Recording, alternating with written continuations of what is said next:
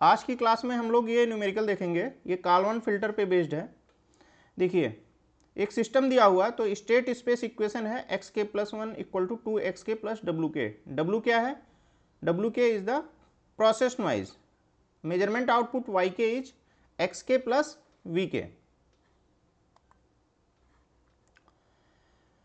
बाकी ये आपका इसका कोवेरियंस जब निकालोगे तो क्यू के आएगा, ये दिया हुआ है 1। इसका कोवेरियंस निकालोगे, नॉइज का कोवेरियंस, तो आपका आर के आ गया 0.5। ये इनिशियल वैल्यू दी हुई है, ठीक है। इनिशियल वैल्यू ऑफ गेस जो है, इनिशियल गेस है 1 और एरर जो आ रहा है इनिशियल एरर कोवेरियंस 2। तो ये चीज़ दी रहती है। अब निकालना है x को एस्टिमेट करना है k plus 1 k for k equal to 1 and 2। ये आपका आउटपुट दिया हुआ है एट इंस्टेंट 1 और 2 पर। ये रेफरेंस बुक लिया गया है, ये क्वेश्चन है। This is from modern control system theory by professor M Gopal sir, ठीक है। इसको देखिए कैसे सॉल्व होता है। देखिए अब इस बुक के रेफरेंस के हिसाब से देखिए इन्होंने ये चीज़ें लिखी गई हैं, बट हम इसको इस तरह से यूज करते हैं। देखिए इसका मतलब क्या हुआ, इसको समझ लिया जाए। देखिए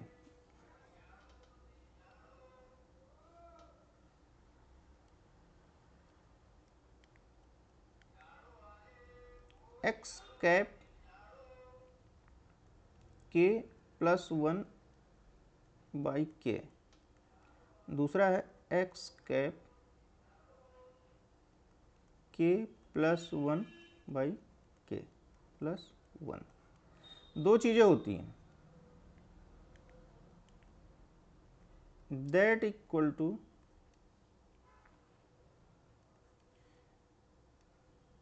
x cap k plus 1th instant पर, तो यहाँ आ गया के प्लस 1। अब के प्लस 1 अभी डिपेंड है के पर, तो के प्लस 1 माइनस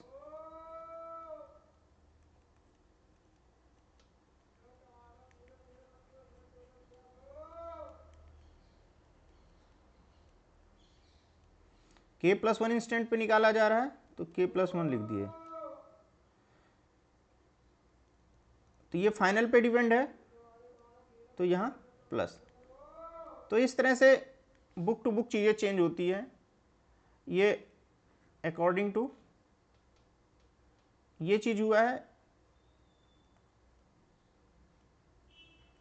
हमने जो चीज़ें बताई हैं उसमें ये यूज हुआ है और इन्होंने इस तरह दिया हुआ है, ठीक है। तो क्या निकालना है, एक तरह से ये वाली चीज़ निकालनी है, ओके। तो डिफरेंट डिफरेंट लिटरेचर में चीज़ें इस तरह से हैं, कोई ये यूज करता है और कोई ये यूज कर रहा है। तो हमने ये यूज किया है, और देखिए हमने x को इस तरह लिखा है, मतलब बहुत लोग x को ऐसे लिखते हैं और मैंने इस तरह लिखा हुआ है। तो मैं इसी फॉर्मेट में लेके चल रहा हूँ, भले ही ये जैसे दिया हुआ ठीक है, ओके। चलिए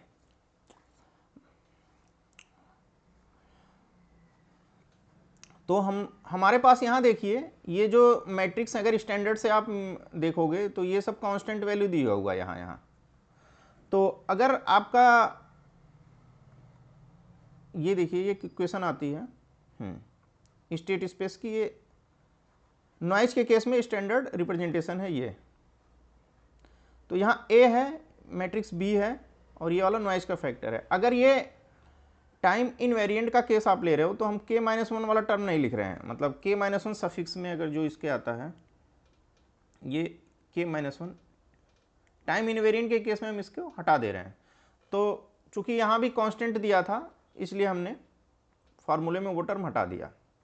लिखा है ए बी, अगर देखिए इनपुट तो है नहीं तो सी तो यहाँ 0 ही है। सी क्यू आर ये कांस्टेंट मैट्रिक्स हैं for time invariant system, okay. तो क्वेश्चन देख के पता चल जाएगा। तो इसका जो प्रायर एस्टिमेशन होता है, prior step for estimation of x के एंड अकॉर्डिंग टू दिस, ये एरर जो आता है एरर कोवेरियंस मैट्रिक्स, तो ये आएगा आपका। उसके बाद पोस्टीरियर स्टेप में क्या आता है, काल्मन गेन आता है, एक्स के कैप प्लस आता है और एस्टिमेशन ऑफ एरर कोवेरियंस, तो ये तीनों चीज़ें आती हैं। तो एक साथ पहले ये कैलकुलेट होंगी फिर ये होगी। तो ऐसे हम k इक्वल टू 1 के लिए करेंगे, k इक्वल टू 2 के लिए करेंगे। देखिए इन्होंने इनिशियल गैस इस तरह दिया हुआ है, ठीक है। तो ये आपको मान के इस हिसाब से अभी समझ में आ जाएगा, ठीक है। ये तो आपका एक जनरल इक्वेशन हो गया। तो अब इस इक्वेशन में देखिए ऊपर के हिसाब से हम लोग मैच करेंगे, तो इसमें सी इनपुट वाला टर्म नहीं है, तो यहाँ ये आपका इसका कोई रोल नहीं रहेगा, तो ये वाला आपका हटा दे रहे हैं। तो ये बचा। सफिक्स में के -1 नहीं लिख रहे हैं क्योंकि ऑलरेडी ये मैट्रिक्स कांस्टेंट है। ऐसे यू के आपका क्या है,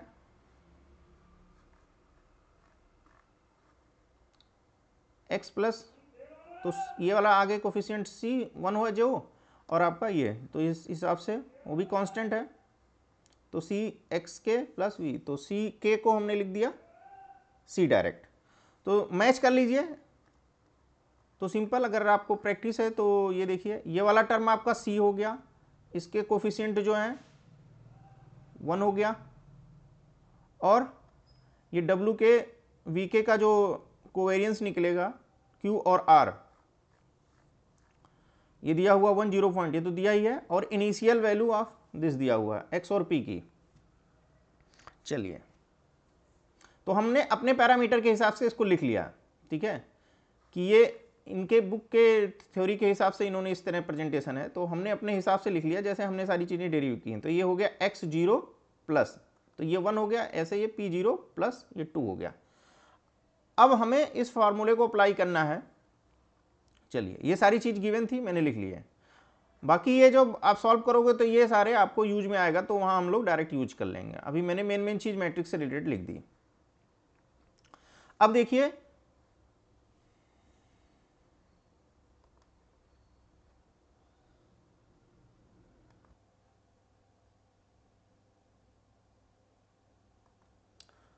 तो आपका k इक्वल टू 1 के लिए प्रायर स्टेप जो था x1 कैप माइनस, ये आएगा क्या, तो जब यहां 1 रखते हो तो यहां ये वाला फॉर्मूला आपको लगाना है, ये वाला, ठीक है। जब यहां 1 पुट करोगे तो ये x0 कैप प्लस, जो कि दिया हुआ है, और ये वाला टर्म तो है ही नहीं, तो इसका कोई मतलब नहीं। ऐसे यहां 1 पुट करोगे तो ये p0 आ जाएगा प्लस, और a दिए हुए हैं और ये q दिया हुआ, तो बस डायरेक्ट आपके यहाँ लिखा हुआ है। तो जब k इक्वल टू 1 पुट करोगे तो ये वाला टर्म मिला, और ये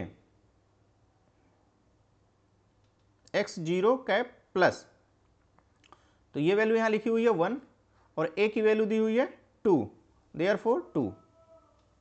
अगेन p1 माइनस, तो a हो गया, तो 1 की केस में यहाँ आएगा p0 प्लस और a, ये फॉर्मूला आप देखिए, ये यहाँ जब 1 पुट करोगे तो ये 1 माइनस 1 0 हो जाएगा, और प्लस, बाकी तो और कुछ वेरिएबल है नहीं। तो इस तरह से a की वैल्यू हो गई 2, यहाँ दिया हुआ है, p0 की वैल्यू 2, और a सेम, सॉरी यहाँ a ट्रांसपोज होगा,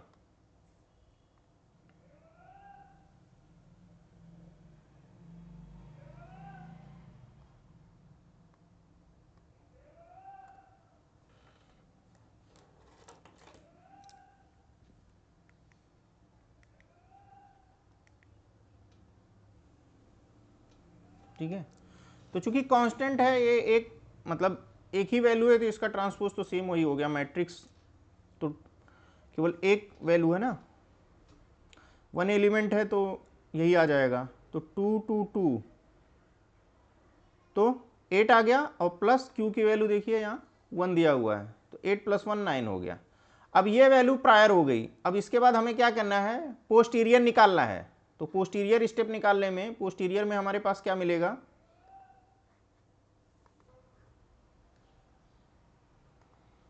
तो पोस्टीरियर में कॉल्मन गेन, स्टेट की अपडेटेड वैल्यू, और ये आपका एरर कोवेरियंस, तो अब अगेन इसमें पुट करिए तो आपको ये फॉर्म मिल जाएगा। ये कैपिटल के है, ये जो सफिक्स में है आपका, ये आपका k इक्वल टू 1 है, ये जो सफिक्स में ये वाली चीज़, ये आपका ये है, ये वेरिएबल, बाकी ये तो कॉलमन गेन कैपिटल है, ये टाइम इंस्टेंट ये है। तो ये जनरल ऐसे देखिए P C R plus C P C transpose था, तो यहाँ जब k इक्वल टू 1 पुट करोगे तो यहाँ पी के होता है, तो P1 माइनस सी कांस्टेंट है, R plus C P C transpose, तो P वाला इस तरह से आपका आ जाएगा। देखिए कहाँ गया,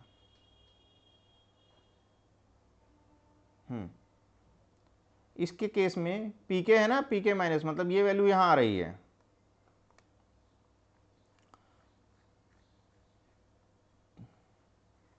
तो ये आपका आ गया।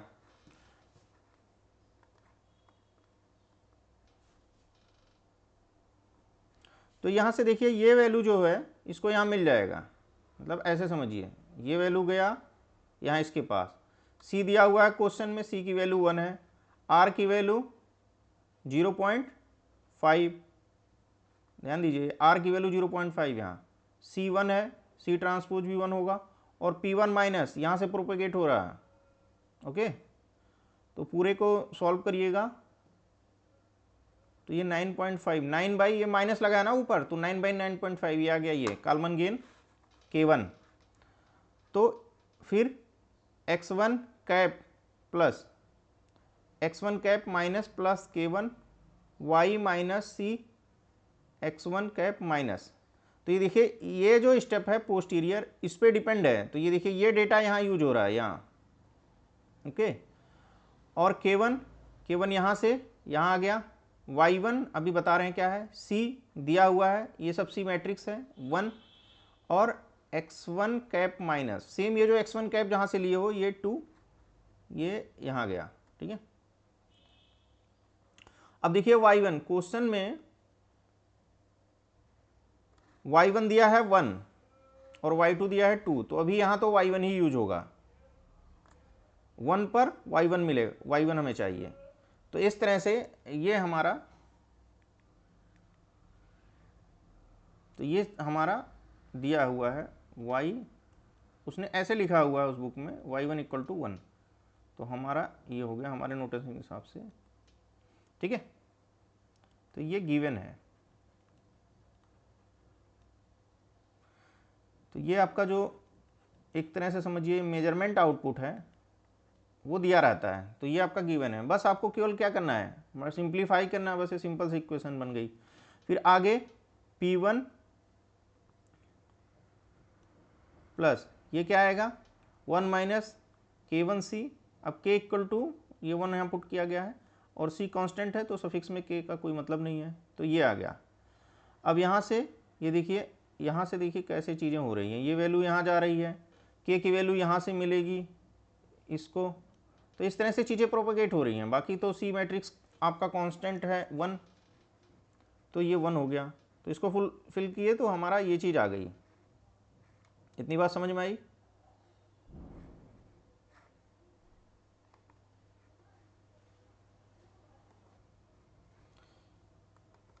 इस प्रकार k इक्वल टू 1 के लिए हमने सारी चीज़ें कैलकुलेट कर ली। ठीक है, ये प्रायर एस्टिमेशन और पोस्टीरियर एस्टिमेशन।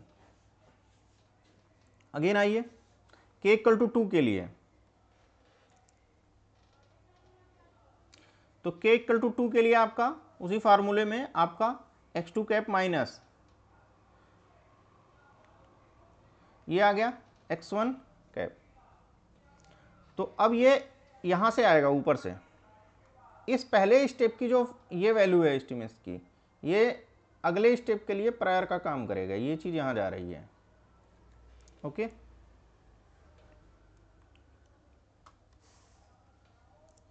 समझ में आया? और ये देखिए इसी तरह से P2 APA प्लस Q, तो ये जो P है यहाँ से आ रहा है। ओके, समझ गए? प्रायर से ये वाली चीज़ें ऐसे ऐसे मूव हो रही हैं, बाकी ये वाली यहाँ से यहाँ, मतलब k इक्वल टू 1 के लिए जो पोस्टीरियर स्टेप का रिजल्ट था वो k इक्वल टू 2 के लिए प्रायर स्टेप के रिजल्ट में काम आएगा। ठीक है, तो ये चीज़ें कैलकुलेट हो गई। ऐसे सेम K2 फार्मूले में आप 2 पुट कर दो तो PCR प्लस CPC ट्रांसपोज, तो P की जगह आपका रहेगा P2 minus R plus CP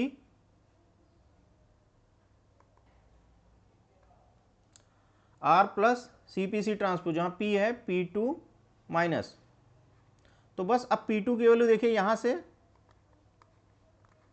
ये वैल्यू P2 की ये वैल्यू जो जा रही है ये यहाँ काम आ जाएगा। ठीक है, ओके। C इधर C ट्रांसपोज सेम R 0.5, तो बस P हमें चाहिए था, P यहाँ से मिल गया, बाकी तो सब कांस्टेंट है, तो बस पुट करिए आ गया। ऐसे x2 प्लस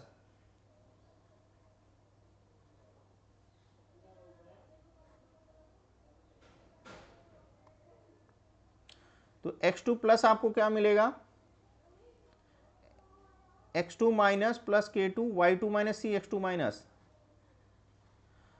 तो यहाँ से x2 प्लस ये वाली वैल्यू यहाँ आएगी, K2 की वैल्यू ऐसे यहाँ आएगी। y2 देखिए क्वेश्चन में दिया हुआ है, y2 क्वेश्चन में दिया होगा y2 equal to 2, y at instant 2 equal to 2।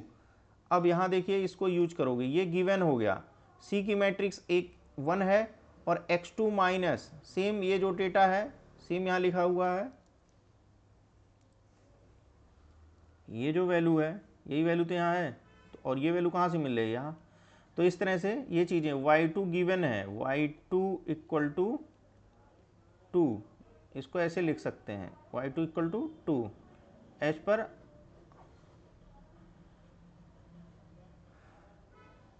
This presentation. ठीक है, तो ये 2 हो गया। तो इस तरह से ये दिया हुआ है, मतलब ये y2 दिया हुआ है। अब आपको सारा डेटा बस सिंप्लीफाई करना है, तो यहाँ ये आ जाएगा। अगेन ऐसे P2 plus I minus K2C P2 minus K2 की वैल्यू क्या होगी, K2 की वैल्यू ये जो वैल्यू आई है यहाँ यूज हो जाएगा 0.853 और C की वैल्यू 1 है, P2 माइनस यहाँ से मिलेगा ये, तो ये प्रोपेगेट हुआ यहाँ। इतनी बात समझ में आई। तो इस तरह से तो ये चीज़ आ गई आपकी। यहाँ ध्यान दीजिएगा, फॉर्मूले में तो ट्रांसपोज ही आएगा, इवन ए जब पुट करोगे तो लिखोगे दो बात, फार्मूले में तो यही रहेगा। तो इस तरह से ये k इक्वल टू 2 के लिए देखिए x2 cap minus P2 minus K2 x2 cap plus P2 plus, ये सारी चीज़ें आ गई। कहने मतलब ये वाली तो ऐसे आगे बढ़ रही है, इधर प्रोपेगेट हो रही है, अगले के लिए मतलब k इक्वल टू 2 के लिए पोस्टीरियर के कैलकुलेशन में काम आ रही है। ठीक है, और ये जो फाइनल पोस्टीरियर आ गया k इक्वल टू 2 के लिए, वो k इक्वल टू 3 के लिए क्या रहेगा, प्रायर स्टेप में काम आएगा। बात समझ में आई।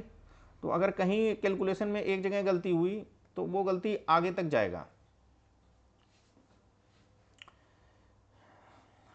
तो पूरा ही गलत हो जाएगा सब पूरा आपका। तो पोस्टीरियर k इक्वल टू 2 के लिए ये देखिए आपका सारा आ गया ये पूरा। अब अगेन k इक्वल टू 3 के लिए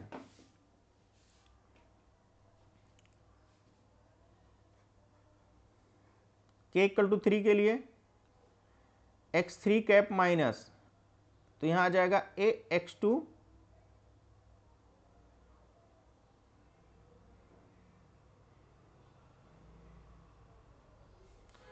x2 कैप प्लस, तो x2 कैप यहाँ से देखिए प्लस क्या है 2.016, a की वैल्यू मैट्रिक्स 2 है तो ये आ गया ये। अगेन P3 माइनस, तो P3 माइनस में आ जाएगा AP plus A transpose plus Q।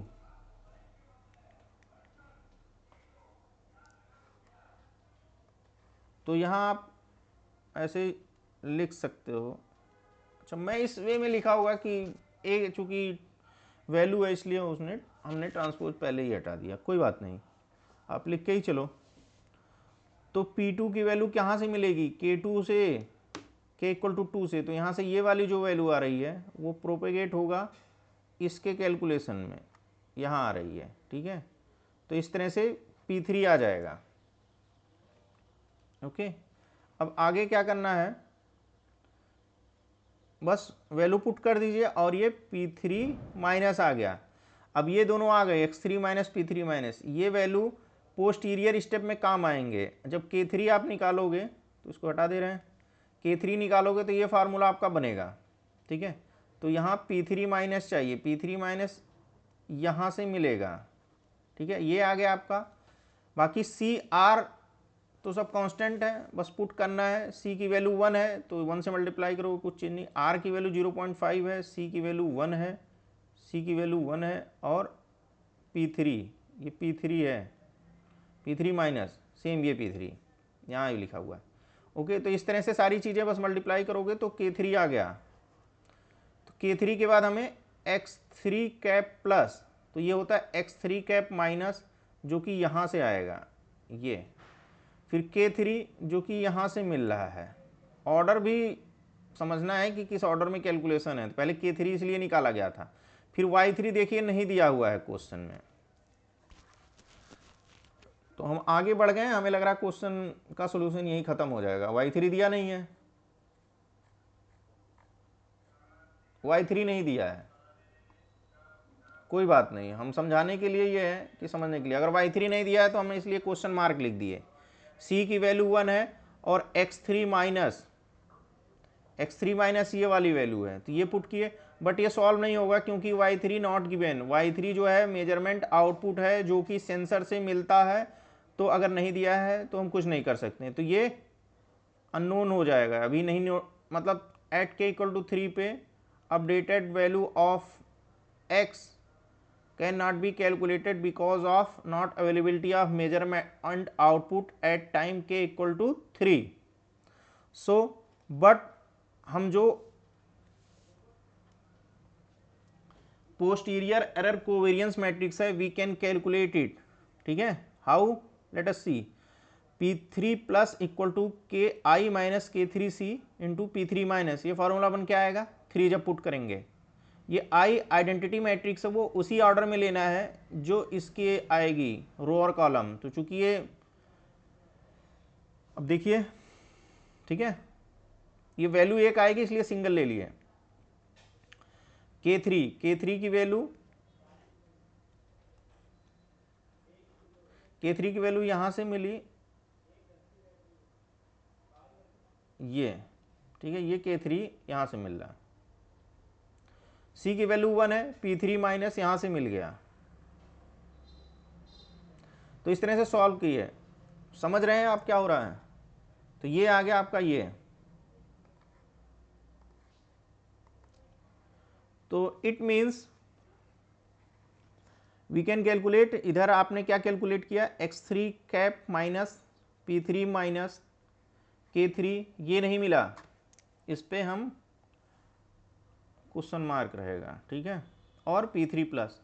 तो कहने का मतलब जो कॉलमन गेन है और एरर कोवेरियंस मैट्रिक्स है वो कैलकुलेट किया जा सकता है whether output is available at that time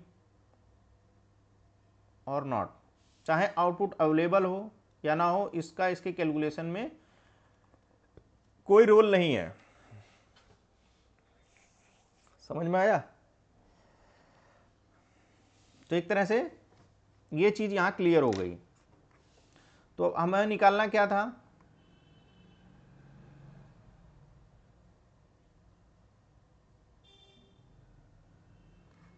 हमें निकालना था k इक्वल टू 1 के लिए। तो इसमें पुट करके देखिए क्या निकालना है k इक्वल टू 1 के लिए।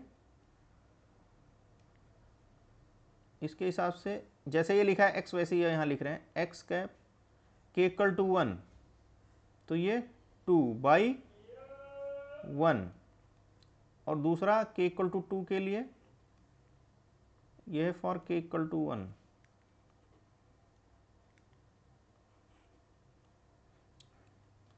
k इक्वल टू 2 के लिए बनेगा x कैप 3/1। तो दोनों एक तरह से प्रायर वाली ही वैल्यू मांगी जा रही हैं, समझ रहे हैं? दोनों एक तरह से प्रायर वाली ही वैल्यू आ जाए, क्योंकि 2/2 नहीं मांगा जा रहा है,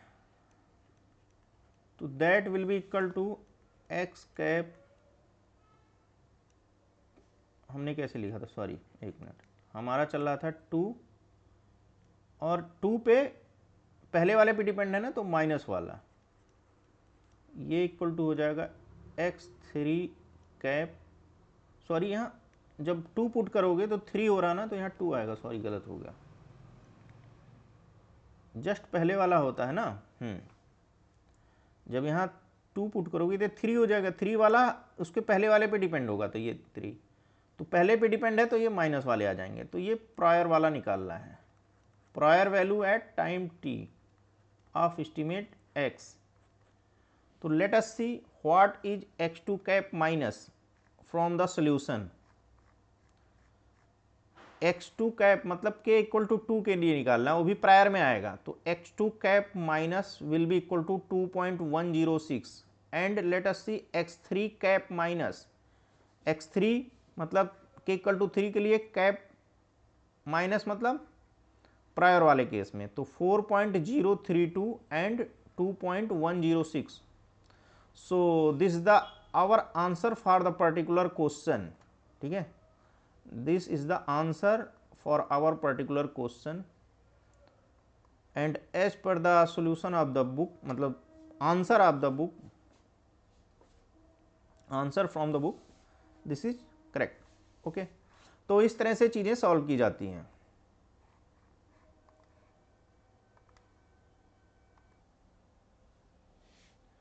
तो इस प्रकार जो हमारा यहाँ इस क्वेश्चन का सॉल्यूशन मिला वो ये है, ये इस पे आपको निकालना था, तो इस तरह से आपका हमारे नोटेशन के हिसाब से हमने लिखा, बस वैल्यू तो आपकी वही रहेगी, वैल्यू से हमें मतलब है, हमें तो लास्ट में आंसर बताना है ना क्या हमारा आंसर आया है, ये तो नोटेशन हमने यूज किया है। 2.106 फॉर k इक्वल टू 1 के लिए इसकी वैल्यू, k इक्वल टू 2 के लिए आपकी ये वैल्यू आ गई, ठीक है, सॉरी k इक्वल टू 3 के लिए ये, तो 2.106 and 4.032 is the answer of this question. तो इस तरह से चीज़ें सॉल्व होती हैं। आपको आई होप आपको चीज़ें समझ में आ गई होंगी कि कैसे ये चीज़ें काल्मन में हम लोग काल्मन गेन कैलकुलेट करके स्टेट को बेस्ट एस्टिमेट करते हैं, ठीक है। तो इसके यही फायदे हैं काल्मन गेन के कि कोई अननोन है, जैसे आप नहीं मेजर कर पा रहे हो, कोई ऐसा पैरामीटर है एक्स में जिसको आप नहीं मेजर कर पा रहे हो सेंसर के थ्रू, मतलब कोई प्लांट में सेंसर लगा है, उससे तो कुछ वैल्यू आप मेजर कर सकते हो, बहुत इंटरनल डायनेमिक्स को नहीं मेजर कर पा रहे हो, तो आउटपुट के हेल्प से हम लोग इंटरनल और जो वेरिएबल्स हैं उसको हम लोग एस्टिमेट कर सकते हैं, ठीक है, उसकी वैल्यू को एक लमसम निकाल सकते हैं, उसकी वैल्यू को फाइंड आउट कर सकते हैं। तो ये इसके फायदे हैं। अदरवाइज हर पैरामीटर के लिए आपको डिफरेंट सेंसर लगाना होगा मेजरमेंट के लिए, तो इतने सेंसर लगाओगे तो मान लो 50 पैरामीटर, तो 50 सेंसर लगाना पड़ेगा, और ऐसा पॉसिबल कि नहीं है कि हर सेंसर हर वेरिएबल को मेजर कर पाएँ, ऐसा तो सेंसर बने नहीं है कि सारे वेरिएबल को मेजर करने के लिए डिफरेंट सेंसर हो।